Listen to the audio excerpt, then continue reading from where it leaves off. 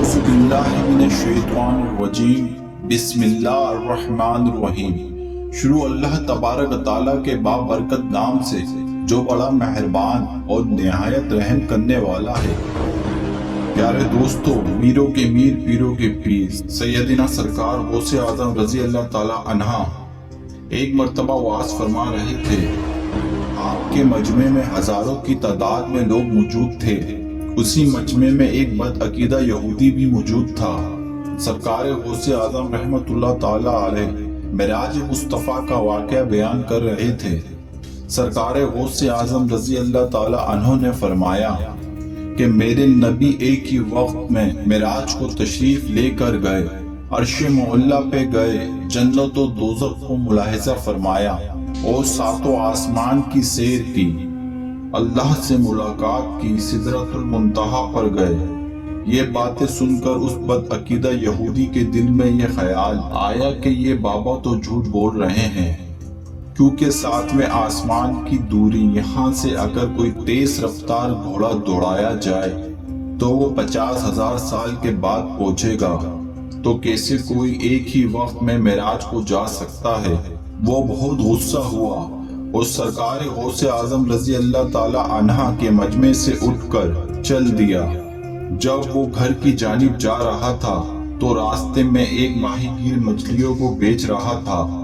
اس یہودی کو مچھلیاں بڑی پسند آئیں۔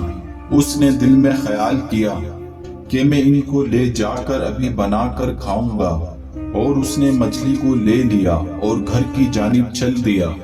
گھر پہنچنے کے بعد اپنی بیوی سے کہا کہ تم ان مچھلیوں کو پکاؤ، میں ابھی نہا کر آتا ہوں۔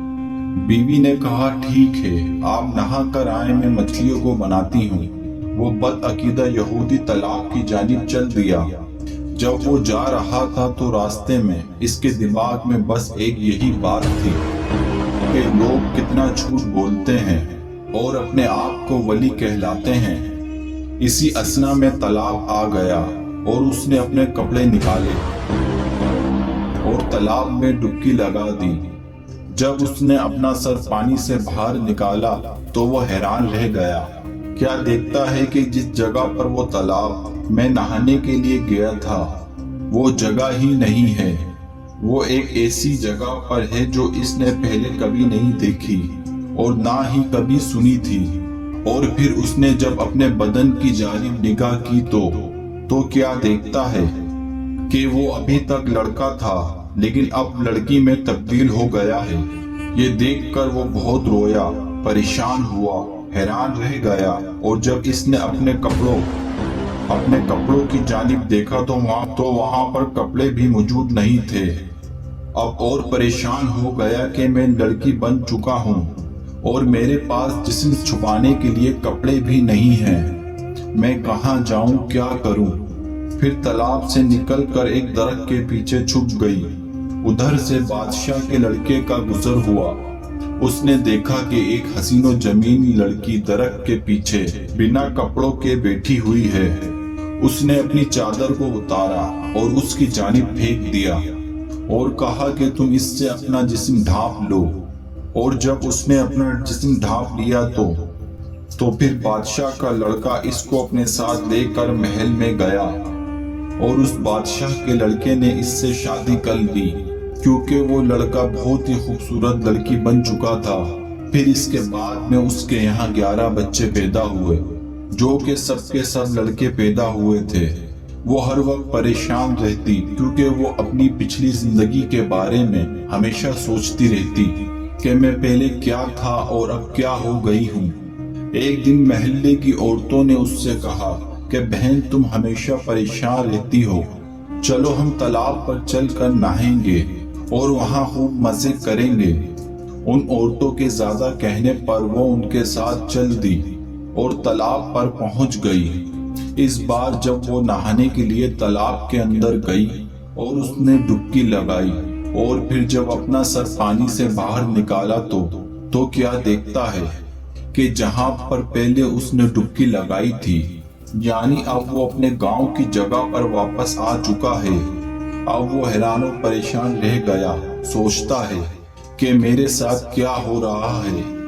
پھر اس نے جلدی سے تالاب سے نکل کر اپنے کپڑے پہنے اور گھر کی جانب چل دیا۔